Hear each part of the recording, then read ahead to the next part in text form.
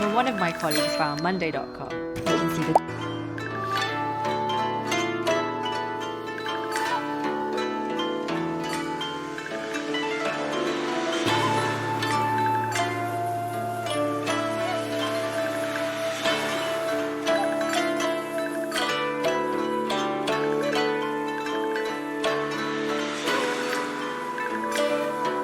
My team and I always had trouble managing our tasks until one of my colleagues found Monday.com. You can see the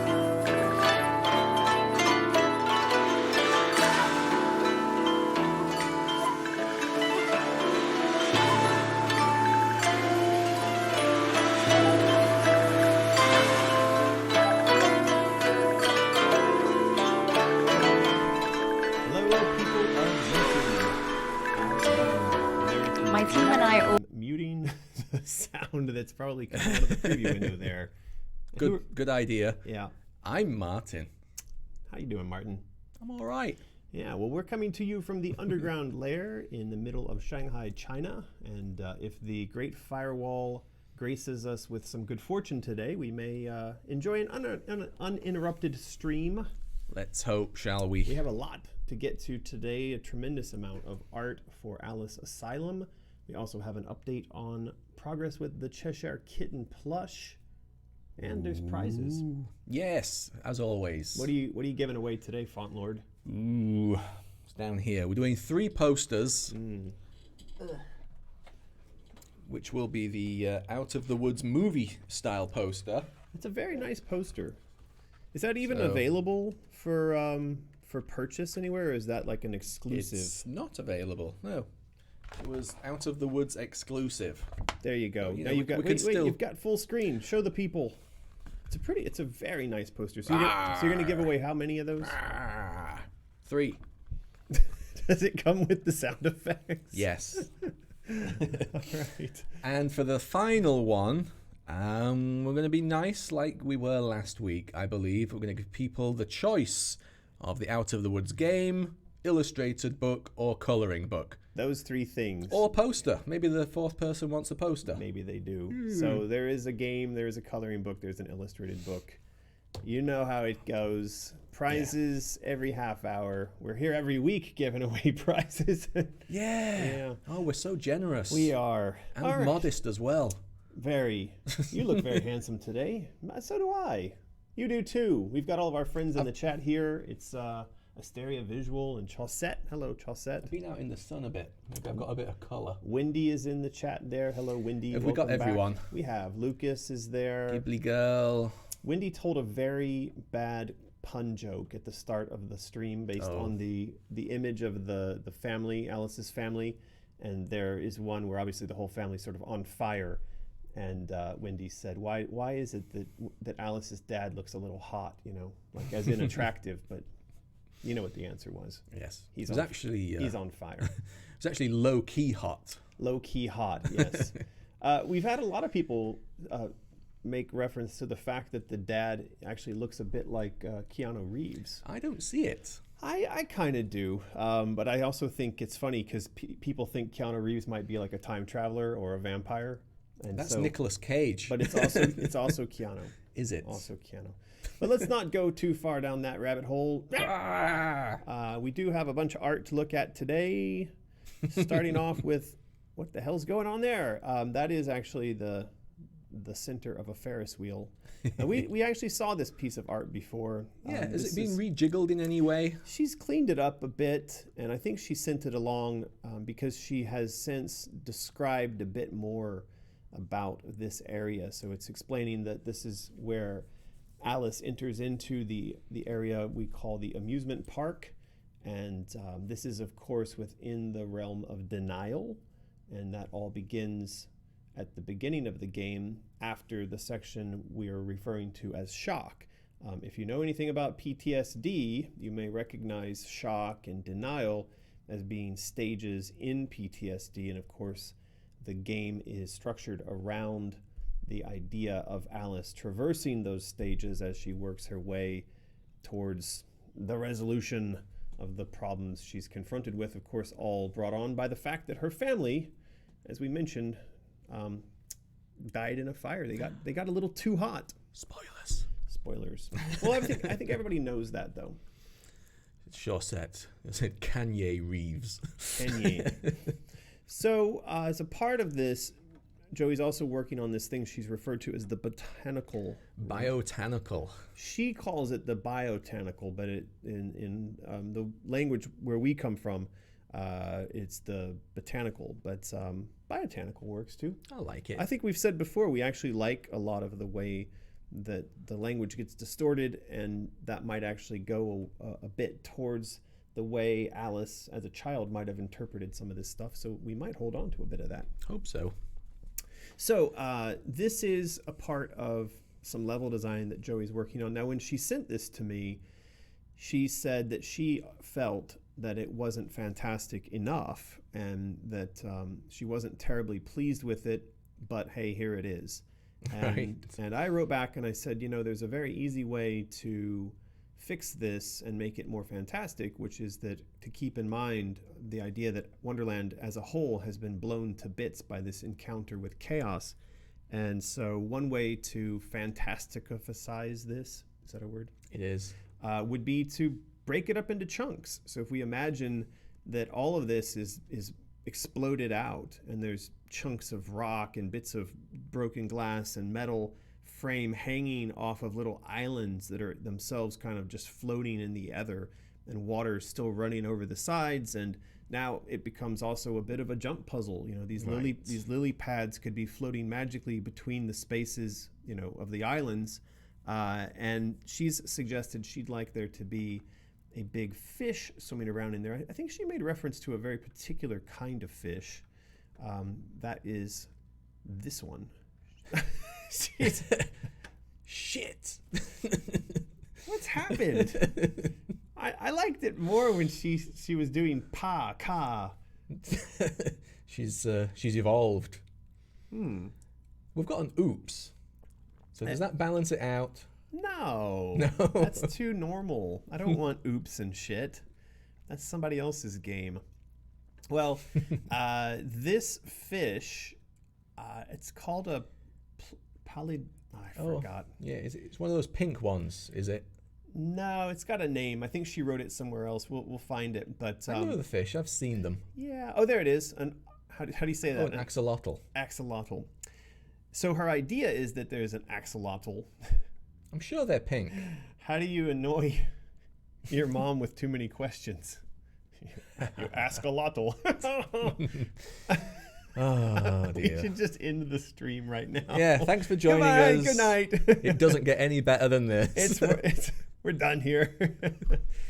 Ah, boy. Anyway, so she's got this idea that the axolotl is swimming around in the water there, and I said that it would be quite interesting if this was broken into various chunks of island, and then you see the axolotl making its way out of the water, swimming through the space in between and back into the water again. Right.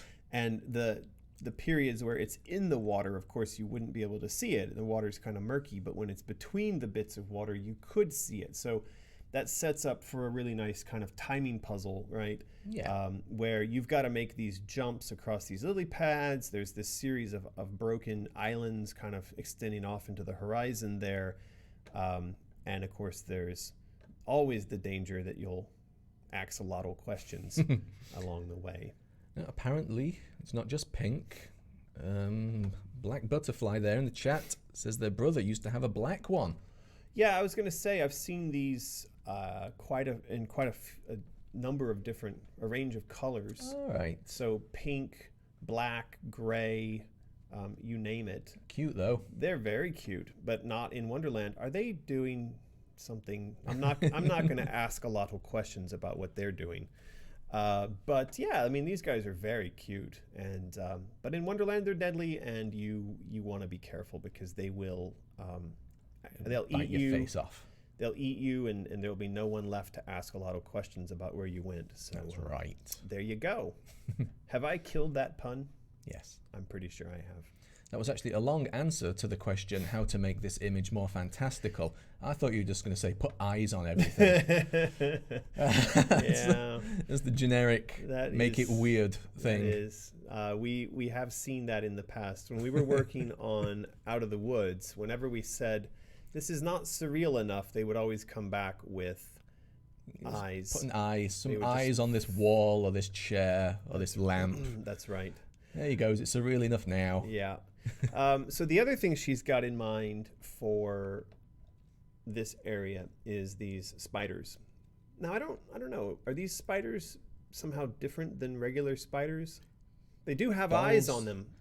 Spiders have eyes. And a nose. Yes, spiders don't have noses. All the better to sniff you with, my dear. Yeah. Yeah, it's a doll's head spider. It is a doll head spider. Yeah. You know, someone pointed out to me on Facebook just the other day a video of a crab that had taken up residence in a doll's head and was scurrying down the beach. And so they said to me, hey, that reminds me of you, American McGee. And so that apparently looks like this. There's a doll's head, and there's a crab living inside, scrolling around. Why not? Yeah. I'm just happy to know that when people see things like this, they think of me. I mean, it could be a lot more boring things that remind people of me. They could. There you go. It's hard to know whether that's funny, cute, or whether we should just be upset at plastic pollution. I'm not sure which way to go. I'm not sure that was made out of plastic. That looked like the porcelain ones that we have here, but I get your point. Pollution in general. But it's not pollution. It's being recycled by that little crab. I guess.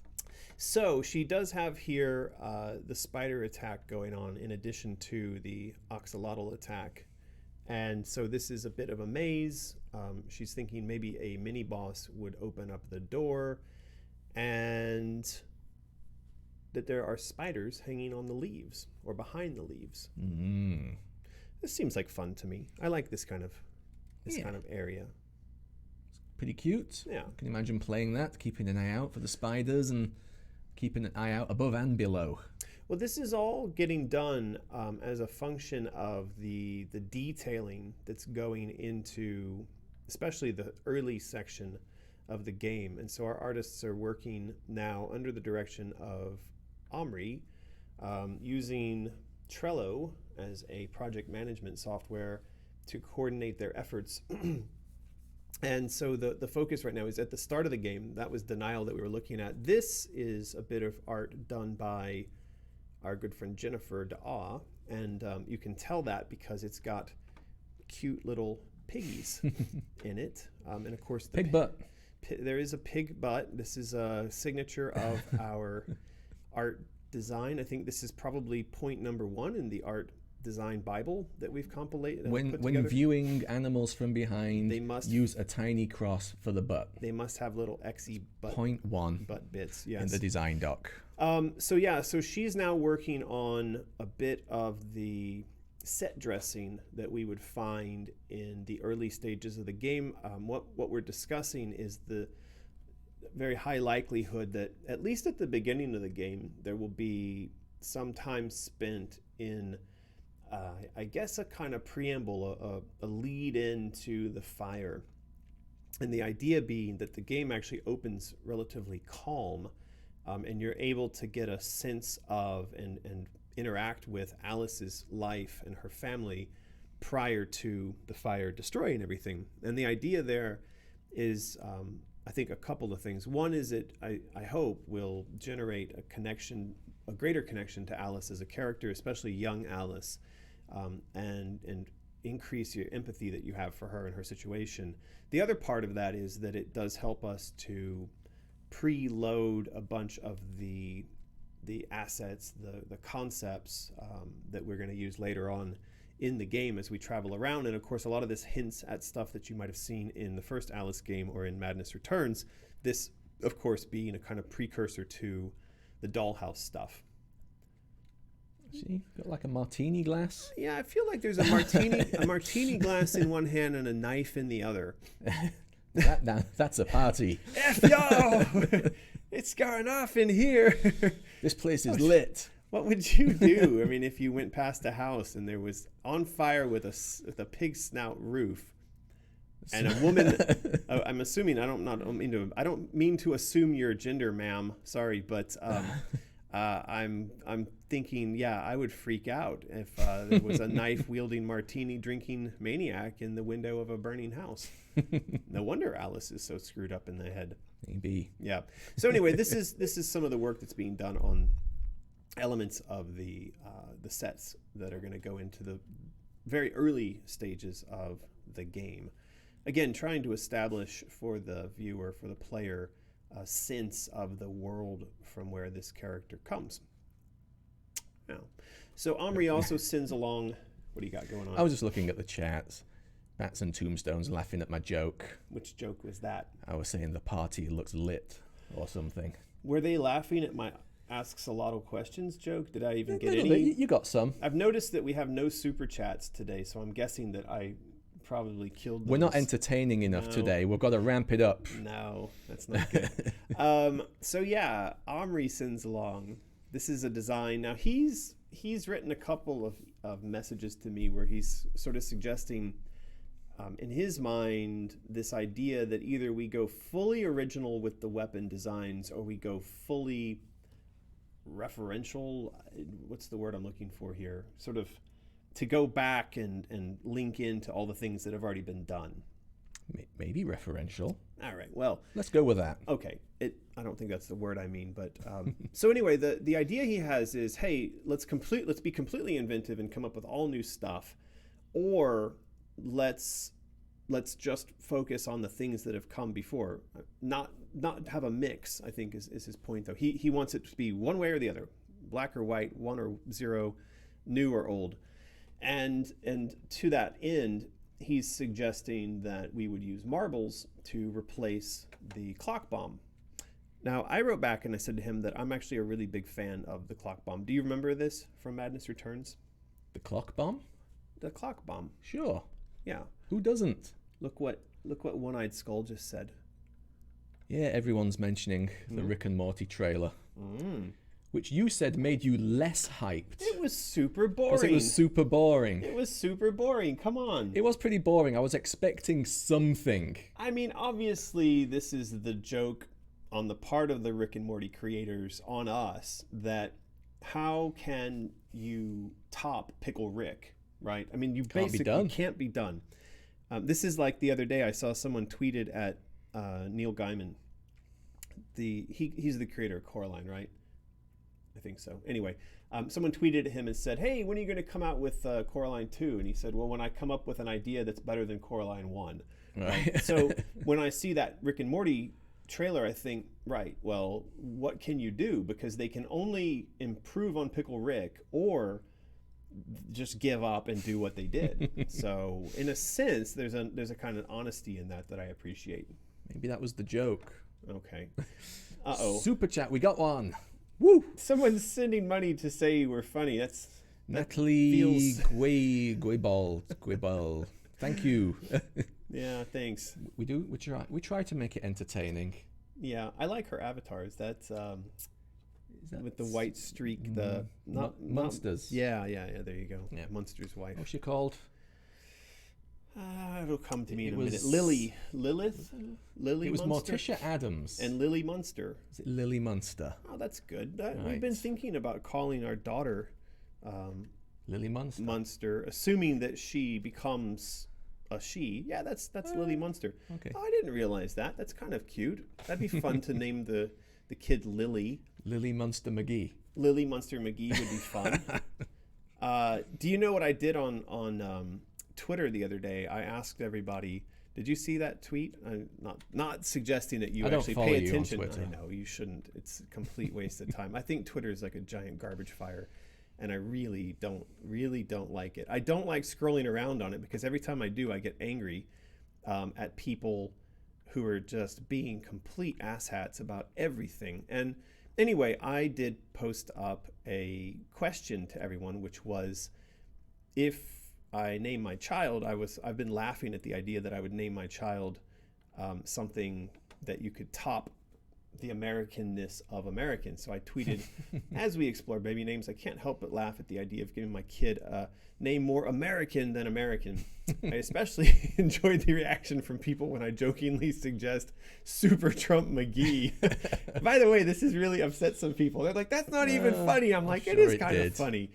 But what's been actually even funnier, I don't know if it's super funny, but has been the reaction from people who've come back with Freedom Eagle. Freedom Eagle I like a lot. That was Andrew and Deborah that liked that one. Of course, Jennifer came up with Kansas McGee. Second Amendment McGee. I liked Second Amendment McGee, but I actually liked Constitution. That might actually work. That is kind of funny, right? Uh-oh, we've just lost our stream here. Ooh, we're back. That's not good. We're gone. Nope, we're gone. We're back. We're gone. It doesn't look good, Martin. It looks very bad. Dun dun dun. Well, people, we are experiencing technical difficulties. It's trying. Let's keep going. Oh no, it's saying lag, and they didn't even give away anything. Back again. All right. It appears to be back. Should we preamble for a bit more, then we'll get to the super... Should I reload this page? Oh. Oh. I think we're Greenery. back. Hey, look at that. Back to speed. Is reloading that page going to mess something up? Nope. Looks good. We're back. If you guys can tell us we're back. Come on now. Looks like there's an ad. That's good. I'm so glad that YouTube's feeding us an ad while we're trying to figure out. Yay! Okay, everybody's saying yay and woo. Whew! We fixed it! 45% dropped frames. Yeah, well, we were completely gone for a few minutes there. Now, we did miss some super chats while that all happened, but I think we're back. Okay, so don't worry, you're funny. We saw that. Thank you, Natalie. Apologies for the diversion and the dropping of the VPN. Prince Hatter. If you original DuckTales cartoon, marbles were like the Batarang in that show. Oh. I did see DuckTales, but I don't remember that. I remember being not a big fan of DuckTales. I found the whole concept unwatchable. Did you not like the Huey, Dewey, and Bluey? I was not a fan. This VPN still... It's angry. It's very, very angry. Let's struggle through. Tom Resnick. Because you demanded it. Thanks, Tom. Sorry, we didn't. Appreciate it. If Rutledge doesn't have a Latin maxim, I found extremis malis extrema remedia. Terrible illnesses require terrible remedies. Oh, that's a good one. Yeah, I like that. That's just like a reimagining of extraordinary claims require extraordinary proof or evidence. Something. Yeah, that was the Carl Sagan line, but this could be something that would go over the door at the entrance to Rutledge, perhaps. Could be. I can't stop looking at that little indicator. We're just up and down here. It's like 1 second we're getting 4 meg through, and the next second we're getting 0. Let's keep scrolling down here. How much? Truth Decay. How much to make Martin dab? Asteria wants to know. There is no amount.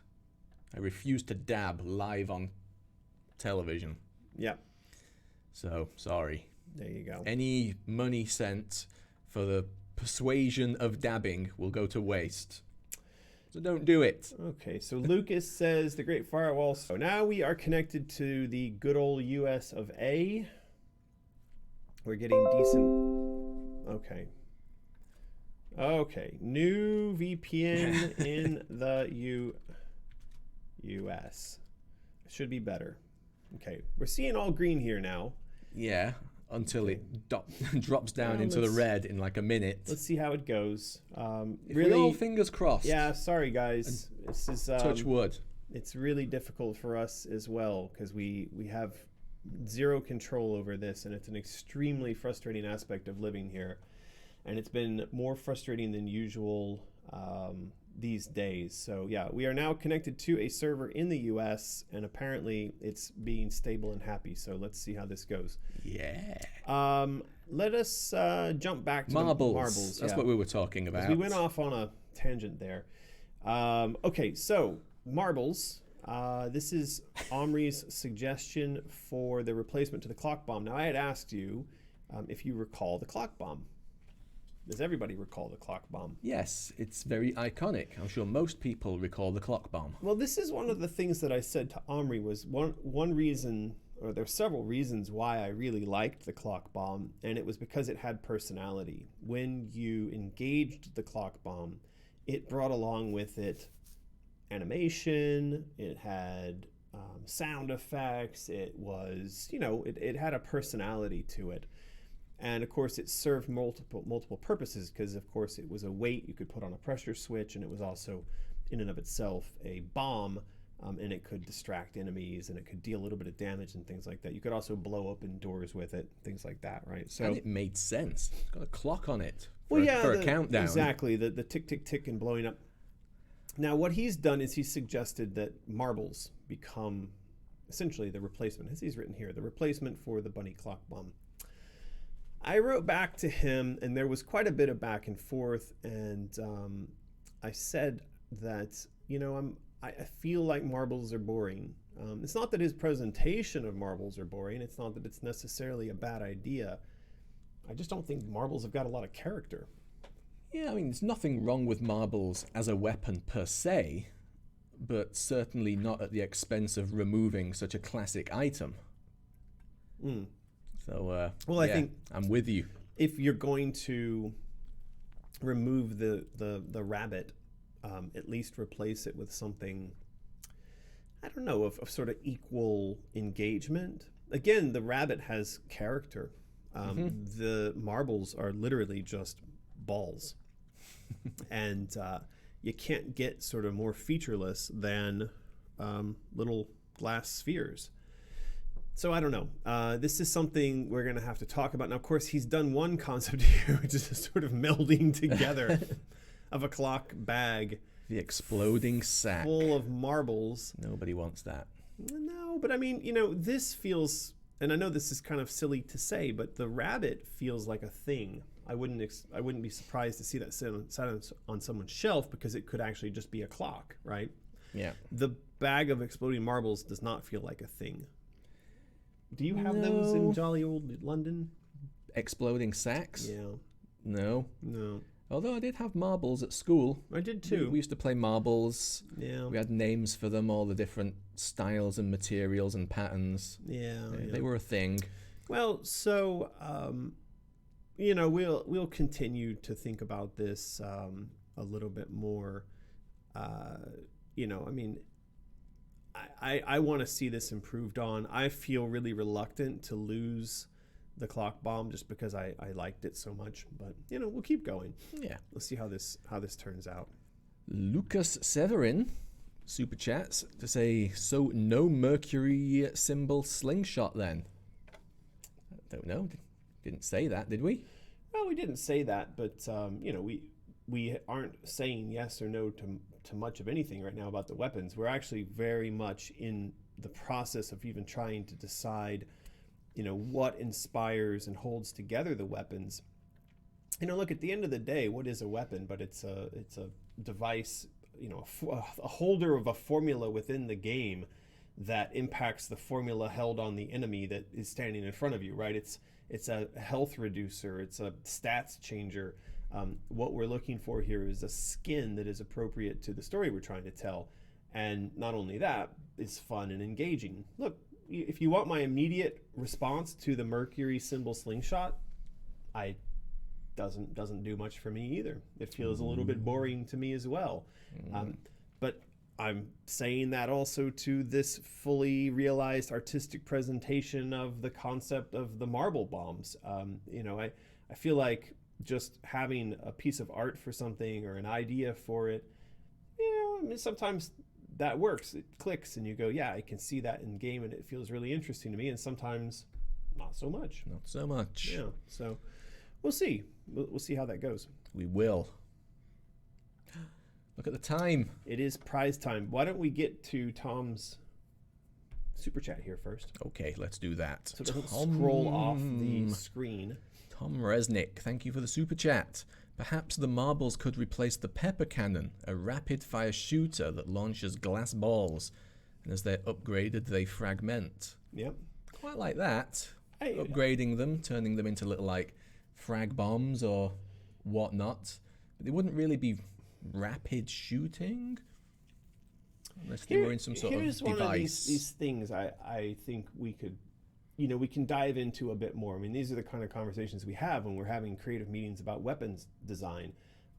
Look, if you were doing a World War II shooter, you would have from that era a selection of weapons you could choose from, and if you were being historically accurate, you'd stick to those, right?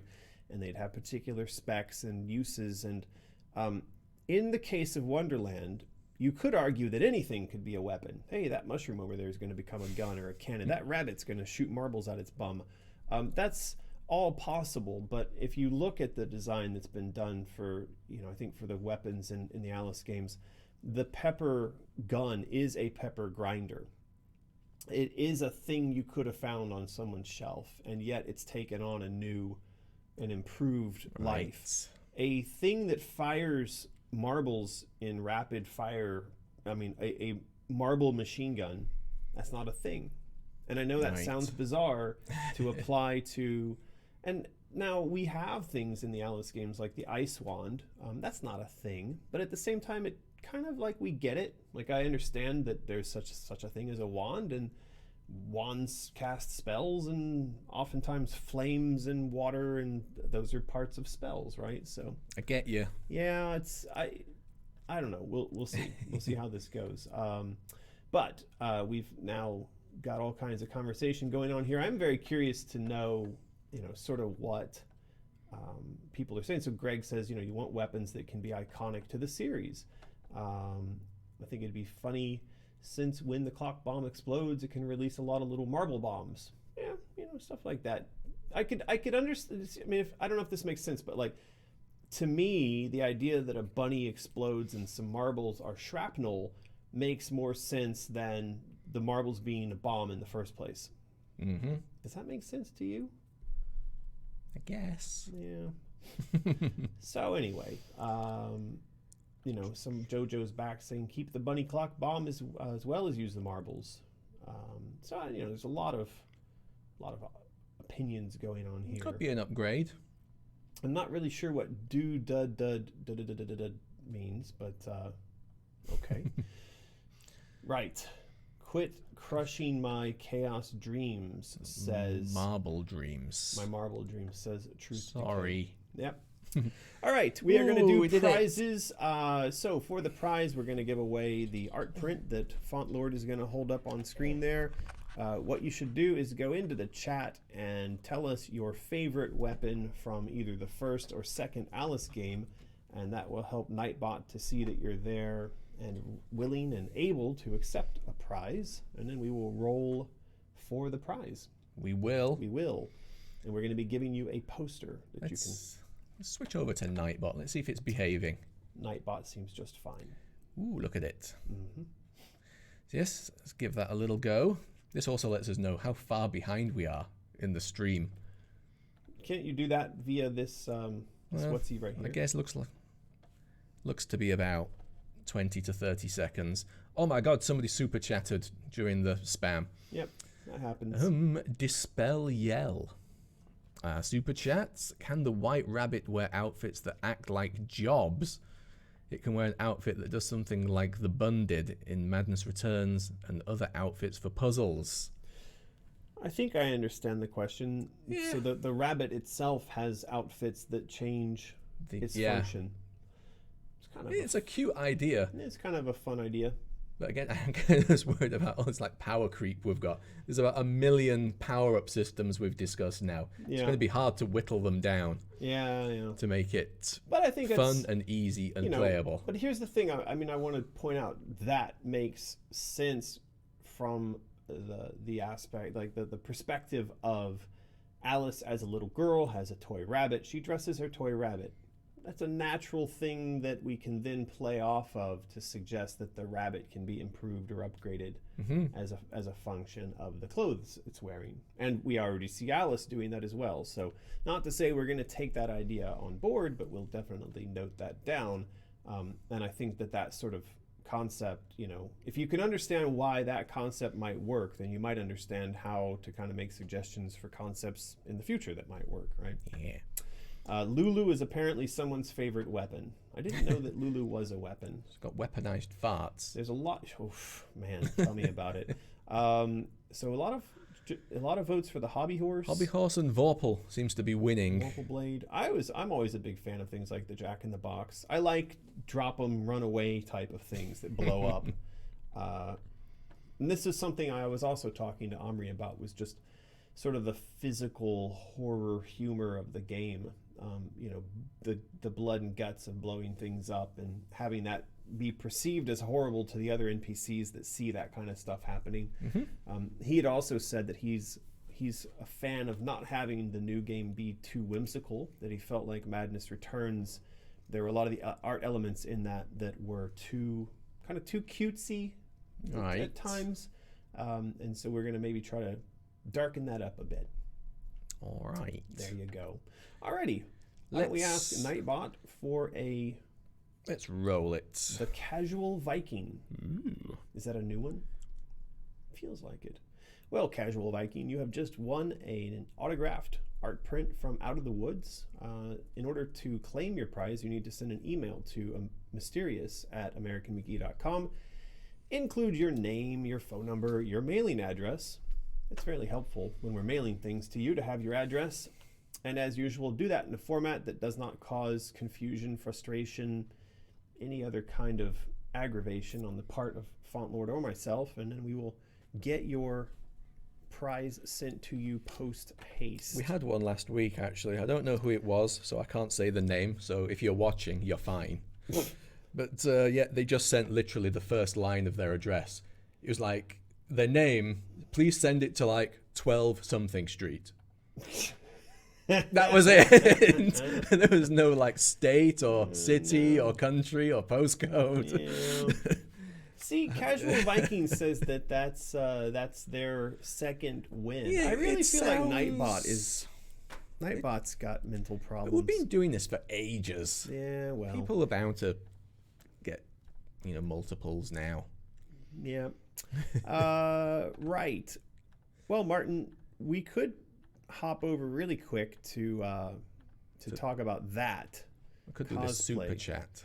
You could do that super chat as well. Alice on Elm Street. Thank you for the super chat. What if you could upgrade the rabbit and Cheshire with the chaos coins, like how you use teeth to upgrade weapons? Well, we're going to do something like that. Coins need a use. Yeah, we're going to take those chaos coins and collect them, and then we're going to probably take them to the toy shop. Probably something like that. And trade them with Bumby, who, hey, now you got to be friends with this horrible monster because he's not yet a horrible monster. And so you will be able to use the chaos coins to purchase upgrades. We just don't know, how does that work? Does it slot in there at the shop and it's permanent, or is it like a thing you acquire that you can use out in the field when you're fighting? We'll get there. We're going to get there. We'll get there. But thank you for the suggestion, Alice on Elm Street. Yes, we will for sure come up with a way to use the chaos coins as a currency that helps you do better in the world. Yeah. All right. Why don't you tell people about that? Ooh, look at that. This is something that we've probably mentioned before on the stream in passing. We are looking into the viability of doing a cosplay, the Cosplay of Alice coffee table book for a Kickstarter. And this, what you're looking at right now, is Alex Crowley's mock-up of, the front and back cover folded out. So, and that was a mock-up of the inside cover, which we've kind of asked him to tweak somewhat. But yeah, the plan is we're going to reach out to, the world of cosplay, see who would be interested in taking part in this book. It will showcase some great images. a little bit of a bio about the cosplayers, and it's just basically going to be fantastic quality. It's going to sit on your coffee table, and everyone's going to think it's amazing. I was laughing at you for having left the black in It's the a middle temporary of the... header, just so it wasn't blank. You know, you're not called Font Lord for nothing. And I'm not really an expert at using GIMP, so leave it alone. Yeah, But so there is a Facebook page, as you just saw. there is. It's at Alice Cosplay Official. I guess that's how you would find it. It's right there. Yep. So, Wait. you know, everyone, I'm sure, you know, we're going to be talking about this on Patreon and other Facebook pages we have.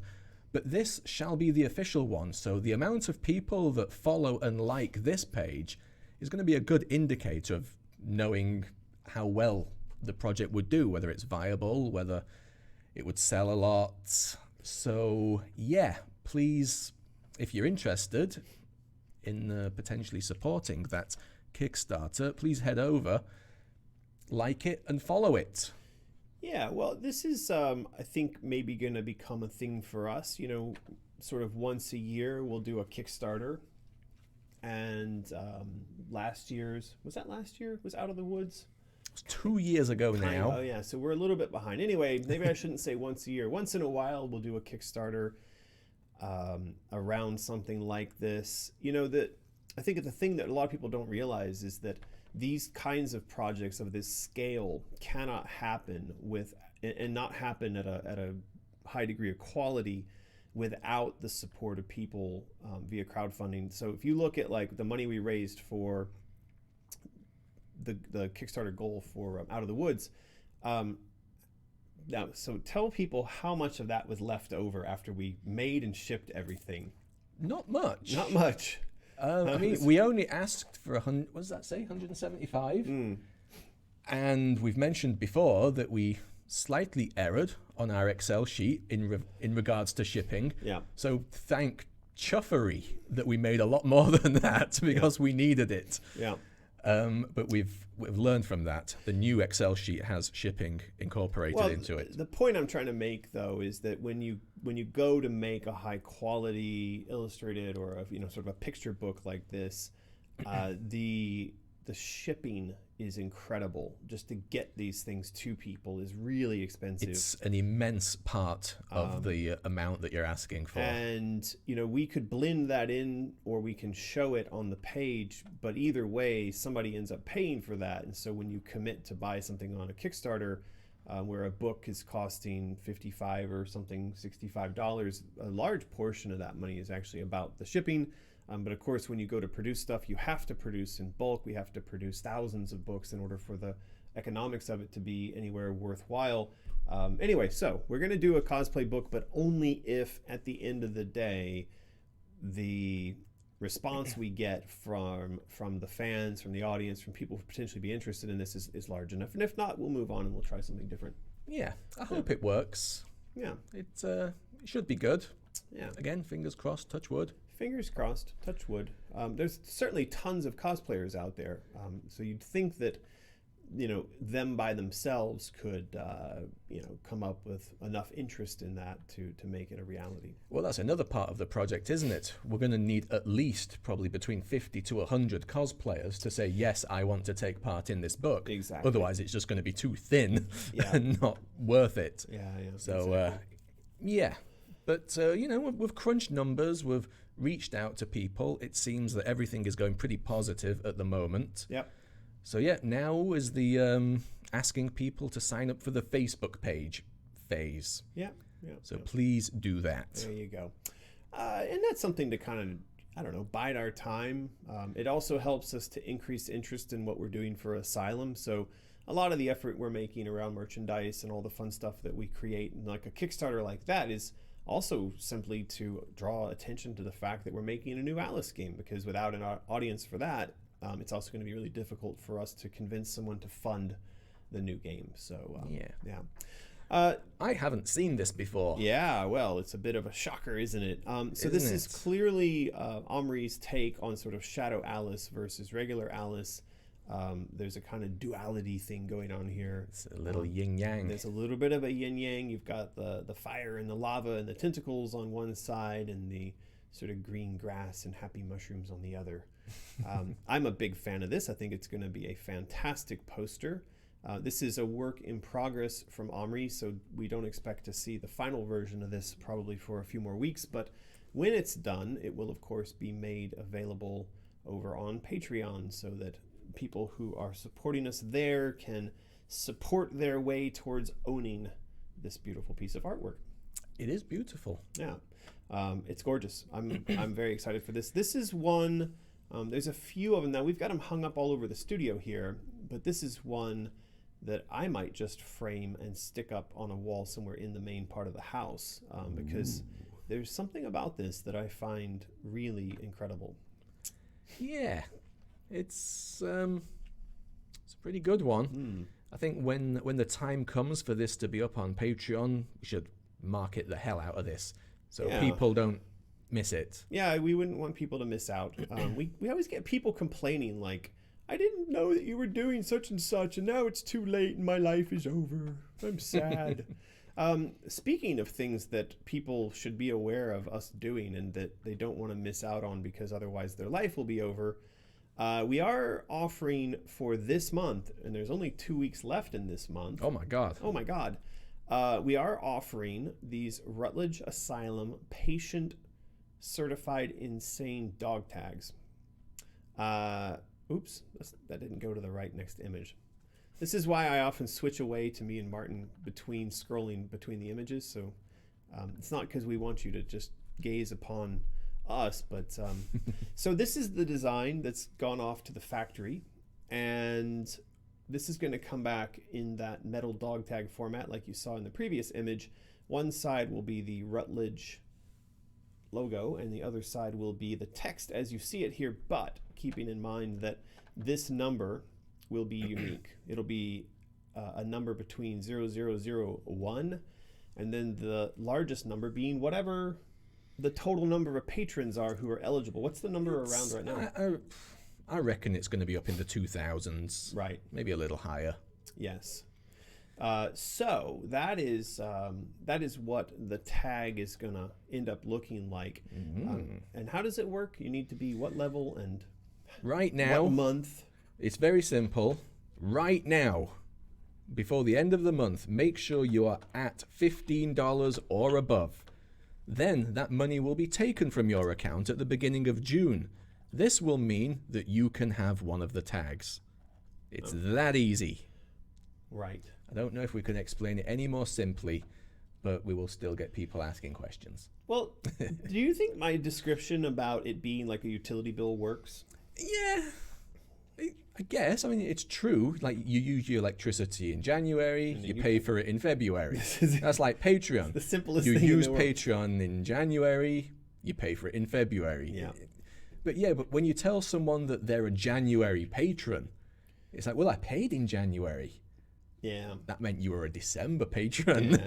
So it's confusing. We just have to keep explaining this every time we talk about it. Oh, well. There is a super chat from Alice on Elm Street who says, since Alice first mistook Bumby as a centaur during the fire, should a centaur be running the shop?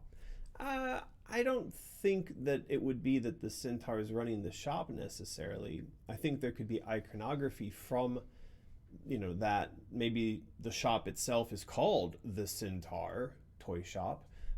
Or it could be that there is a large mural on the wall of one. I mean, there could be hints to it, but I think to show the character of Bumby as a literal centaur, that's a bit too on the nose, as we would say. Would you rather it be something you feel like you kind of, I figured it out, or I get the reference, as opposed to just, whacking it right on the head like that, and then you just feel it's kind of cheap and, okay, haha, I don't know. Right. What do you think? Stuff that's too on the nose, like you say, it's too on the nose. It leaves us feeling like whoever wrote it didn't trust us to figure it out. Right. Right. And that would be my concern. So from my perspective, we're walking around in that environment. This character we meet in the toy shop, I'd like it that it take us a little bit. Anyone who's not watching these videos obviously goes into that toy shop and at first doesn't quite get it, that this is Bumby. But now if we went and dressed Bumby up straight up like a centaur, hey, wait a second, is this that's clearly that's got to be the reference, Right. So I'd rather we had to spend a little bit of time to suss that out for ourselves, because part of that is you get the sense of having accomplished something. You feel smart for having figured out that, I pieced the bits together, and that is Bumby. Right. Now how do I burn this effing shop down, right? So there you go. What else we got? There's a ton of chats. so I much scroll chat. back quite a ways because I missed that super chat. Right. Frankie Nolan Doesn't say anything. mysterious, but thank you for the $2. very, very Frankie. mysterious. Yes. Okay. Looks like we're missing a super chat. Somebody's saying good night. Priscilla's saying good night. Okay. Oh, good night, whoever is sleeping. That's Priscilla. Oh, good Sleeping. night, Priscilla. We missed you. Yeah. Thank you for joining us, even if you have to go to sleep now. This is getting done. Do you know what this is? It's a bag, isn't it? It's a bag, and it's another bag to contain the bag. Bagception. It is bagception. This is the design for the Cheshire cat that is going to go onto the bag. So if you can imagine in your mind the putting together of that with this, and what we're going to end up with is a quite large. This is it measures 40 centimeters on one side and 50 across the other. I think we're going to go for something like this.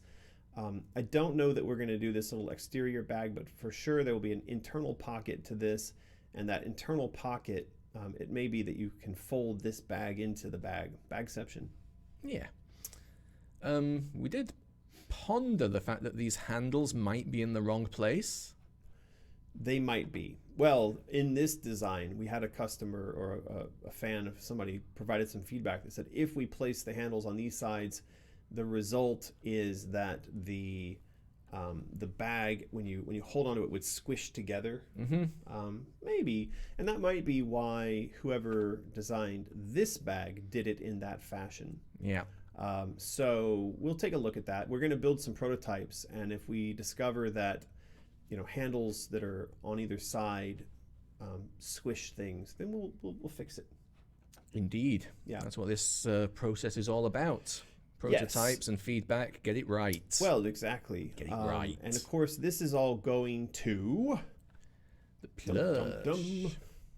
the Cheshire Kitten Plush. Now, there is a post over on Patreon. Well, there's been several posts on Patreon that have led to where we are today. Now, for those, we haven't done a live stream since these images came in, have we? No. I don't think so. Not these images. Yeah, so this is the actual plush. It got made, and it is now in the hands of the workshop that built the prototype. So a thing exists in the world right now. Is it coming? It is. Okay. Yeah, we should have it for the live stream next week. But what we're doing now is based on your feedback over on Patreon. We are adjusting. We're making this to be more like what we want. And so you have a lot of the comments, I'm assuming. Yes. Let's have a little look at some of these comments. Yeah, let's hear some of them while we look around here. Terry Middleton. The plush looks so much better. The bag is spot on to boot. So yes, this new sort of edited plush Terry is talking about. This was one of my bigger concerns. Flat face. In fact, when I shared these images on social media, I only shared the front on because I was concerned. People on the internet tend to be a-holes, and so when you share stuff that's not finished, they will react very negatively. And as much as you try to tell them this is work in progress, or hey, why don't you join us in giving us constructive feedback, you will get people who just, this looks like trash. yeah, exactly. Your I could product have done something shit. better than that. And in fact, there was somebody who, That woman with the wallets. On oh yeah, I loved her. She was great. Oh, that was fantastic. I can do a better job than your wallets that are made out of leather and are professionally made by stitching 2 flaps of fabric together. She literally came along and said, "Why are you charging so much money for your stuff? I have an online shop, and I know better." And then I went and looked at her shop, and she was taking 2 pieces of fabric and she was slapping them together like that and stitching around the outside. It just looked like a tramp's handkerchief or something. I don't even know that qualifies as a bag. That might be wallet. It more wasn't of a bag. Hat. Yeah. Anyway, so I try to avoid posting up stuff. We want feedback, but I get concerned. I've been burned so many times by people who don't understand the notion of work in progress. Anyway, the point I'm trying to make here, we keep going off on tangents, is my biggest negative reaction to the initial prototype was just the fact that his face was super smashed. Right. And so, which it is. Omri has, sent an update and said, hey, that is not how cats cat. So why don't you fix up the face a bit? Well, I hope they can. Yeah. Yep. What else we got here? Luna Wolf. Plush looks brilliant, and I would totally use that bag everywhere. That's nice to hear. Got a little bit of, not negative feedback, but, this is from Panda. What I loved about the rabbit was that it was creepy but cuddly, but the Cheshire cat is just a hard one to pull off. Love the bag, though. Yeah, it's a different feel. Yeah. Isn't it? Well, I think one of the things that is a challenge here is that, the reaction to our interpretation of a kitten and a plush, it's going to be very subjective. This thing has never existed before. I mean, we're the first ones to sit down and say, hey, let's take what is arguably, a literally pointy, scary, claw and fangs. And I mean, if you look at him, in this image at the top of the header on your Facebook page there, I mean, he's pretty damn scary. But we're not going to make this into a toy right now. I mean, that may come later on. It may be a plush. It may be, in my mind, when you want to achieve this kind of pointiness, you've got to go and make a resin, or you've got to make a physical hard, plastic, porcelain, some kind of hard material object, a model, a toy, whatever you want to call it, because to achieve this kind of precision and sharpness of detail in fabric is that's kind of hard. It's not. So, I think people are just going to have to accept from the start here, we're making something cuddly. If you don't want a cuddly Cheshire cat, that's fine. This isn't for you. Yeah, it's not for everyone. Yeah. What else we got here? Summer Hinch. I am so excited for this to be finished. It looks amazing. Thank you, Summer. Wendy J. Ja. J. Ja. J. Just kidding. Tony Ja. J. Yeah. Wendy J. I'm loving the design changes for both the bag and the plush. About the Rutledge tag, is that the final design? Perhaps we should make the Rutledge text more logo-like. So currently on the mock-up, is it just a normal font? Not a creepy font? Let me scroll around here and find it. Unfortunately, I believe that the image I've pulled into the chat, into the review stuff, this is actually old. Is this what we're talking about? The bag itself? No. Tag. Oh, for the tag, sorry. So yeah, that text apparently is not creepy enough? For the text Make the on text more logo-like. Well, on Patreon, all they had ever seen was one side. They'd only ever seen one side. In the chat now, it's before I knew the logo was on the back. There you go. There you go. So now we know there's a logo on the back as well. I think that squishes that comment. And I agree with that. Like, when I thought that we could only have one side, and that was our initial impression from the factory, the first factory we were talking to, was that, oh yeah, you can only have art on one side of this thing, or I'm sorry, something imprinted on one side. And then we found another factory that said, no, we'll do both sides. And so we're going to get both sides done, and there you go. Could still, some people saying it's a little too plain still, the text.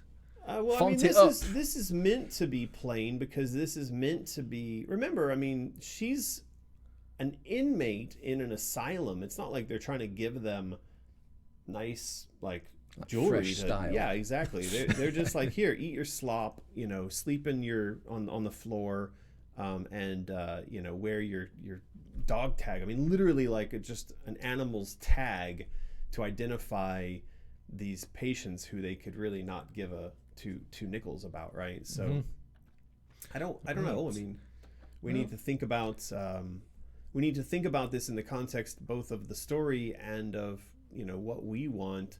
If you were a cosplayer, for instance, would you not want this tag to be kind of historically, you know, the tone of it to feel like it's got a kind of historical accuracy to it? I don't know. That's my thought. Super chat. Sean Carey, thank you very much.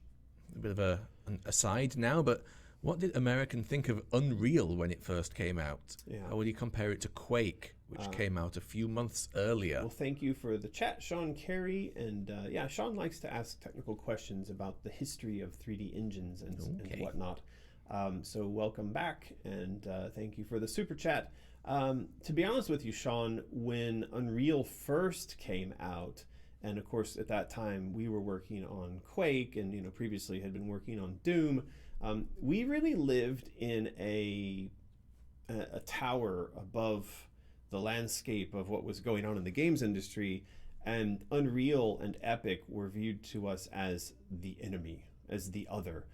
And so there was no way to sit down and really assess. I mean, I wasn't in a position, if I had gone and launched the Unreal editor on a machine in my office, that kind of would have been like cracking open a Bible in the middle of a you know, I don't know. Anyway, it wouldn't have been cool. I don't know what I'm trying to say. It would have been like eating a steak in the middle of a vegetarian restaurant. Right. Okay.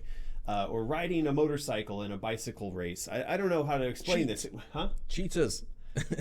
No, not But no, cheating. again, it's not the done thing. Well, to put this in context, we licensed our technology to Valve, which they then used to create Half-Life. Now, by the time it became what was known as the Source Engine, it had, of course, gone through multiple permutations and they had essentially taken it on as their own, and I think it got to a point where it was just theirs. They bought the underlying code and they rewrote a lot of it.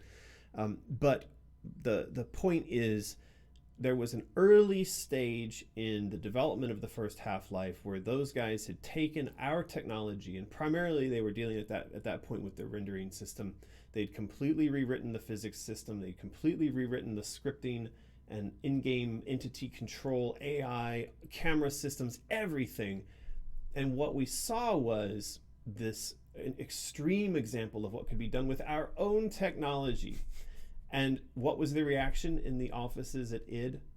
F these guys. And it was like, oh, this is awful. Oh, we can't believe this. And my jaw was on the floor. I was like, this is incredible. No, nothing can be better than what we're doing. We don't want to see this. We don't want to know that this even exists. So the idea that I would have had any thoughts about Unreal at that time in my development of game development, zero. Okay, there you go, Sean. That was a $20 answer. Well, he's working on a book, clearly, so I got to help him fill out the chapters here. Okay. All right. It's time. It is that we time. did miss a super chat, so let's just it. do that. Willow Potter 27, thank you for the chat. Giving the Cheshire plushie to my first child. Ooh, there you go. Is that a child that exists now, or a child that's on the way? This actually brings up an interesting point in your feedback there. Did anybody mention buttons versus stitching for the eyes and nose and stuff?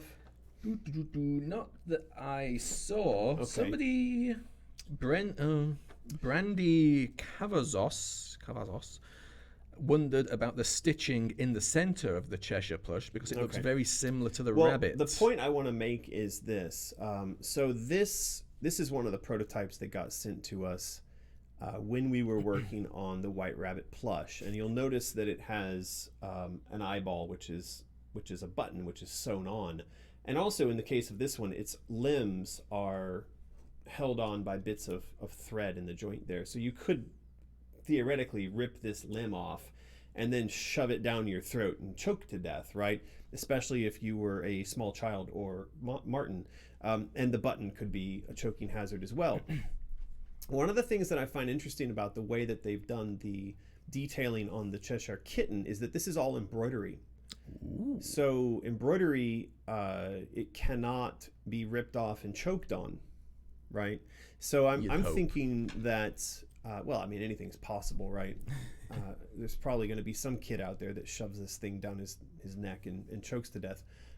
But the point is that giving this thing to your child could be an option if we maintain this style of using embroidery. Right. If we put buttons and we do the plastic bits, because that was something we had talked about earlier. So you look at like this rabbit, he actually has a little black plastic nose. But that plastic nose is potentially a choke hazard because it could be removed and eaten as children like to do. Well, so something Natalie to think about. Mentions that the Chesh has an earring. He does have an earring. That's a very good point. You could, though, remove that before you gave it to a child. You could. If giving this to a child was a thing, right? Yeah. Something to think about. But yeah, Willow, why don't we keep in mind that we don't want your child to die as a result of our toy? Because we're nice like that. Yeah, exactly. Okay. There was one more mystery chat. Ooh, mystery chat. Chanan.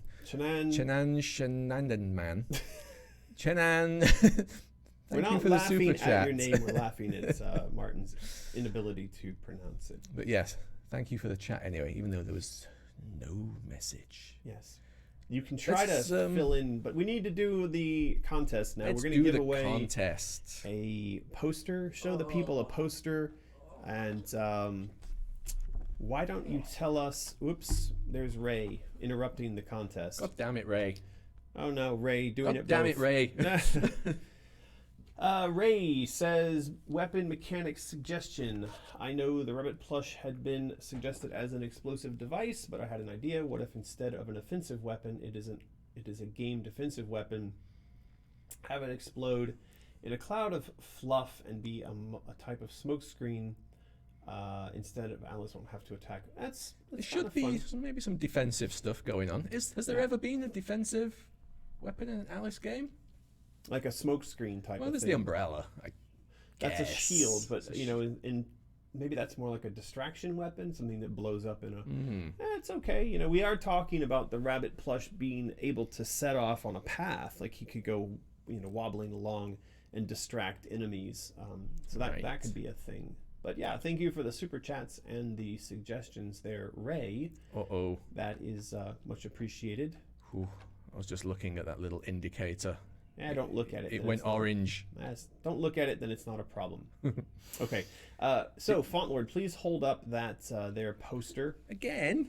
Well, we got interrupted. This thing's heavy. Yeah, they are printed on very heavy materials. So this is the poster you're going to win. Why don't you tell us your favorite plush toy as a child? What did you have as a... Did you have a rabbit? Did you have a little stuffed cat? I remember... I had a little gray and black stuffed raccoon, and I actually feel a tinge of something, sadness. I feel a tinge of sadness now as I recall that fact that I had a little, and this actually reminds me a bit of him because this is gray and black, but mine was, what did you have, Fontlord? I don't really remember any sort of cuddly thing, but I do remember a suitcase of toys from my youth. And I was told that one of the first things I ever had was a penguin. And it made a noise, but it was a really unusual noise when you wobbled it. It was like a bell, but not. It was an unusual noise. Wow. But yes, it was a penguin is the first thing that comes to my mind. This is a very realistic raccoon. I would be scared of that. Mine was like this. He was sort of gray and black, and I remember he had a little striped tail. and I held on to him for quite a long time. Yeah, he had this little tail business going on. Man, some of these things Cute. are really lifelike. That's crazy. They do lifelike ones now. Yeah. They have like cats that you can just like put places and confuse people. This one's pretty crap. That's from that woman that did those wallets. Oh my God, that is from her. Look, now she's gone into the toy business. Well, we don't have to worry about. Is it like a bra for its eyes?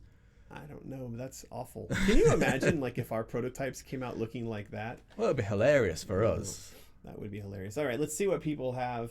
We've got Natalie has an Alf. I'm sorry, Natalie. Oh my God. People had a bunny cat. The raccoon. Bats and Tombstones had a puppy. Seal. Mad Pigmon had a cat. What else have we got? Elizabeth Vasquez has a unicorn. Vasquez. Marie from Aristocats. No, somebody else had a. Look, Hannah Michelle had a raccoon. I don't even know why I had a raccoon. What a weird. Isn't that a strange toy to have? Who has a raccoon? Well, no. And so B Nuts says, "Why are we looking at raccoons?" Pay attention, B Nuts. I said I had a raccoon plush toy, and we're all naming. What do you think's happening here, B Nuts? Oh boy. Yeah. Cheryl had a donut.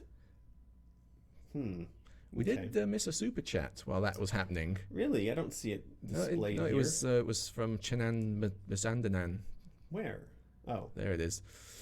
Oh God, Chan. Oh God. No, you're not allowed to use super chats for that question. Well, they did it, so we have to answer. Well, you answer that. I'm tired of that one. It's a maybe.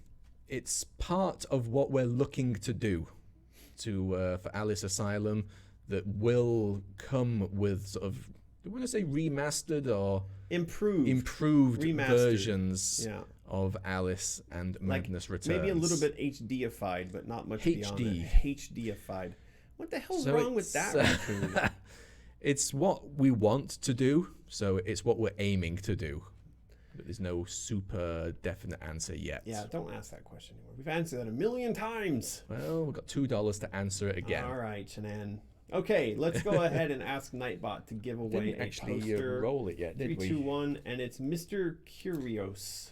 They've definitely won before. Well, both our previous ones have. So, congratulations, Mr. Curios. You have just won the poster. Out of the Woods movie poster. And so if you do go and send us an email to mysterious@americanmcgee.com, include your name, your phone number, your mailing address, do all those things in a format which does not aggravate, incense, make sad face myself or Font Lord, then we will be getting that out to you post haste, pronto.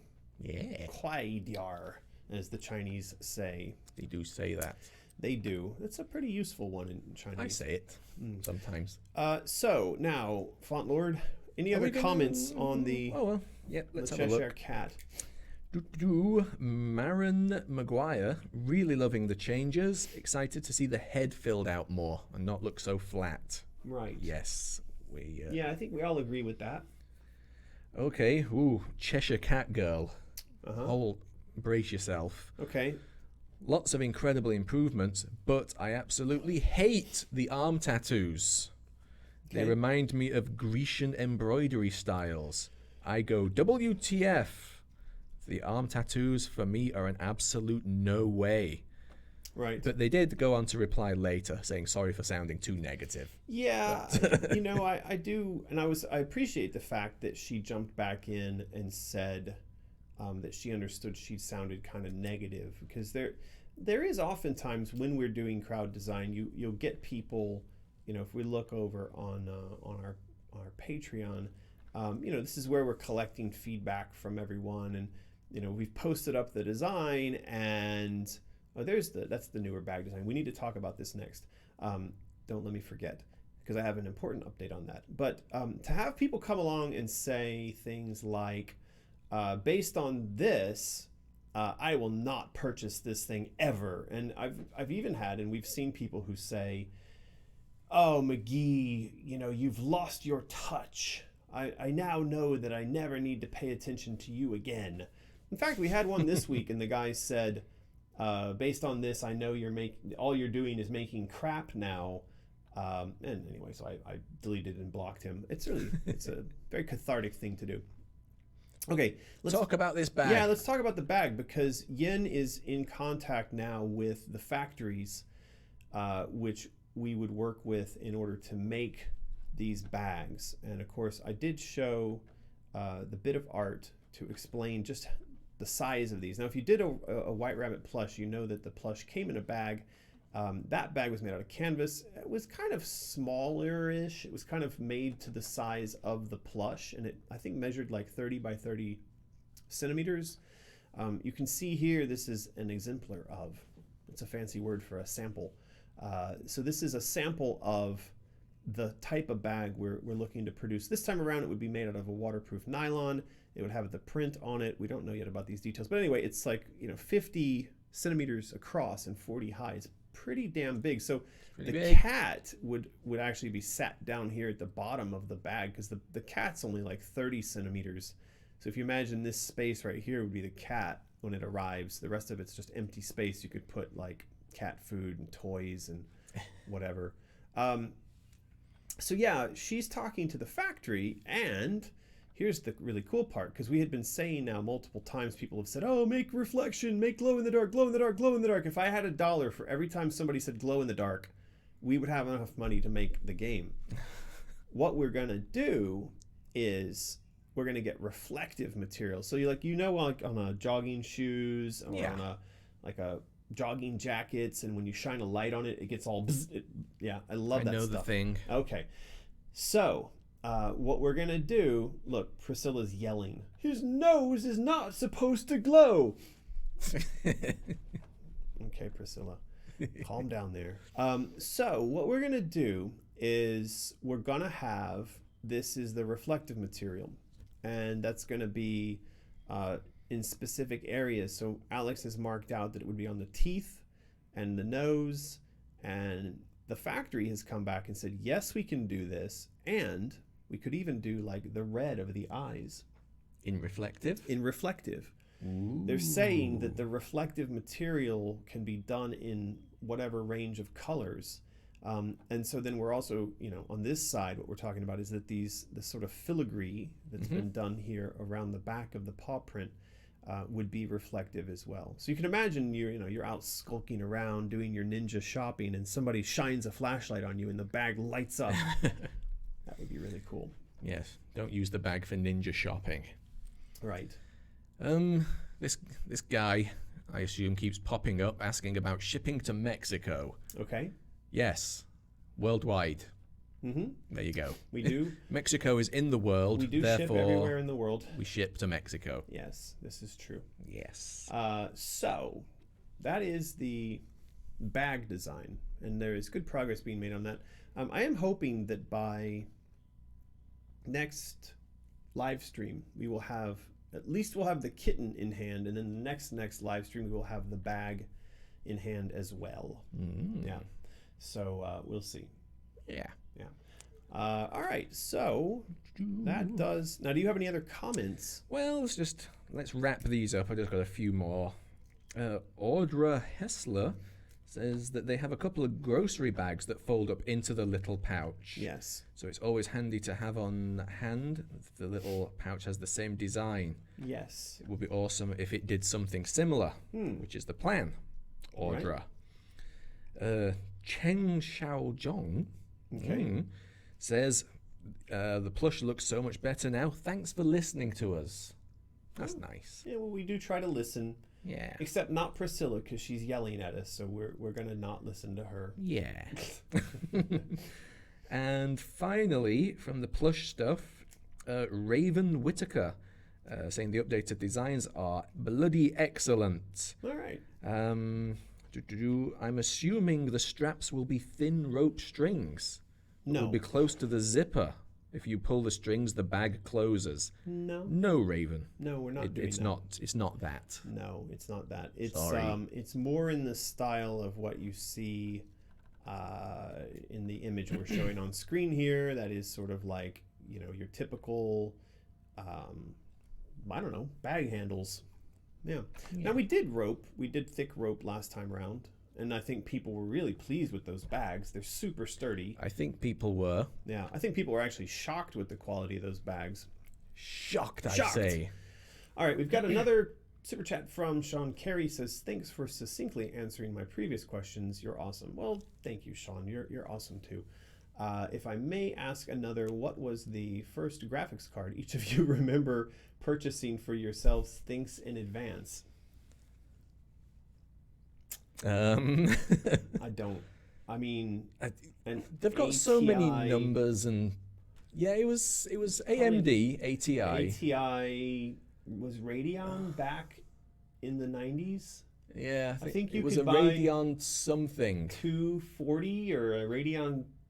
I mean, it only had like 3 numbers in it. Now they're up to 3000s and 6000s, but it would have been like an ATI Radeon, and maybe they didn't even have numbers. It would have just been like a Radeon Pro or something. Right. But I mean, you're talking 1994, 1995. So I don't know. A while ago. That was a very long time ago. But actually, from back then, the decision that I made, literally, off the top of my head, it was no better than a flip of a coin inside my brain. I have stuck with AMD ever since.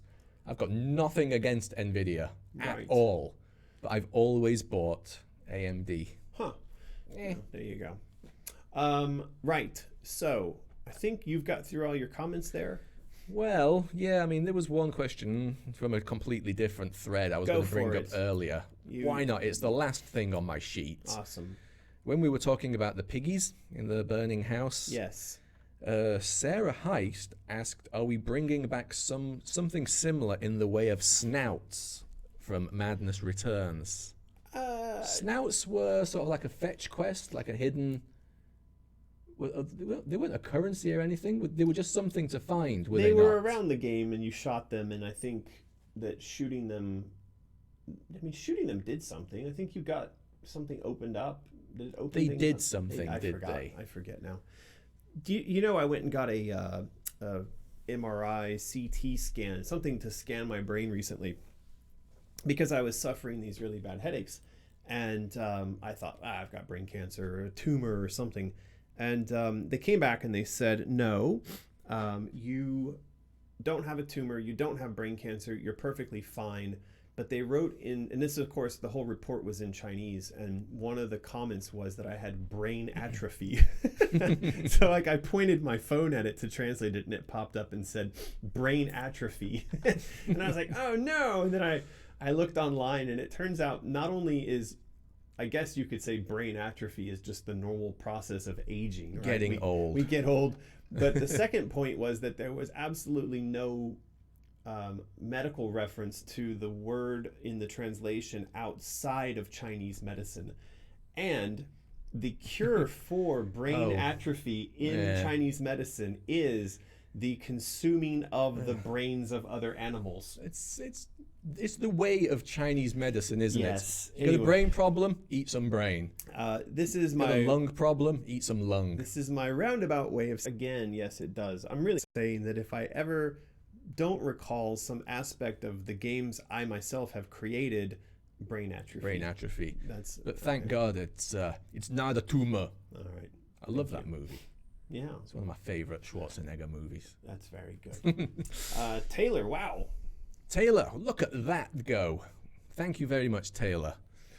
In response to those saying you've lost your touch, I think that this experience has proved quite the opposite. It's really great to see how this crowd design has brought so much joy and inspiration to you, which in turn inspires all of us.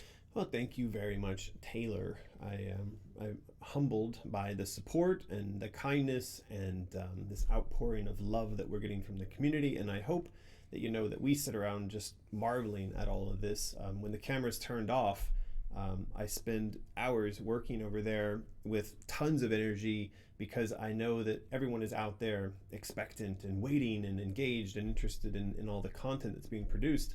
It's fantastic. I've not had this much fun working on anything maybe ever. So there you go. There you go indeed.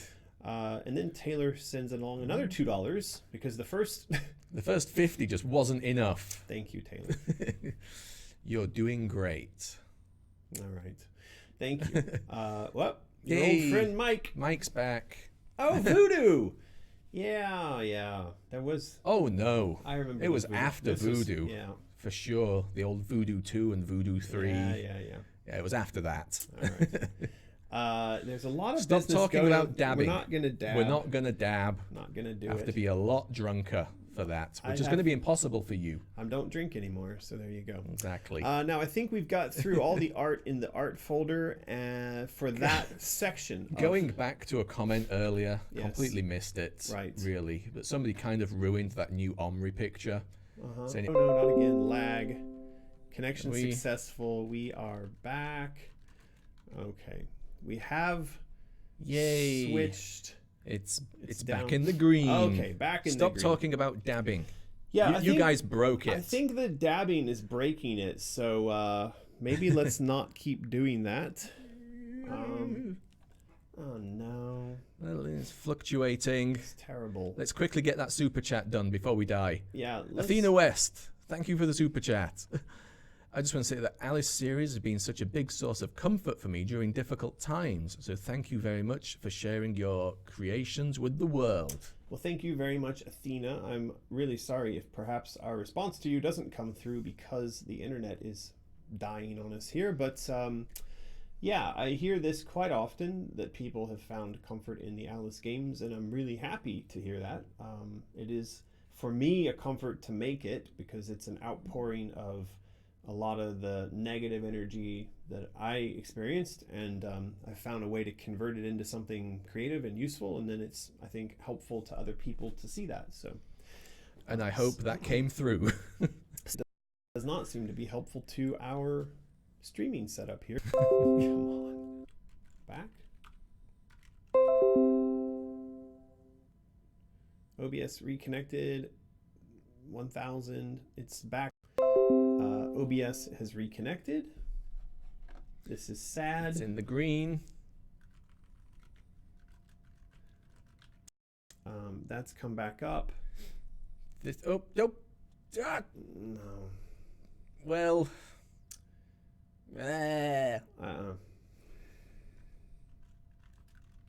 Well, I'm saying here, sorry all, connection has really died. I don't know if you can see this on video, but yeah, we're having a really bad time here. So I think we're gonna have to call it, and we're gonna have to, I don't know, there it pops up suddenly working. So This one seems a little better than the others. it's still, I mean, like, it's still going it's up low. and down.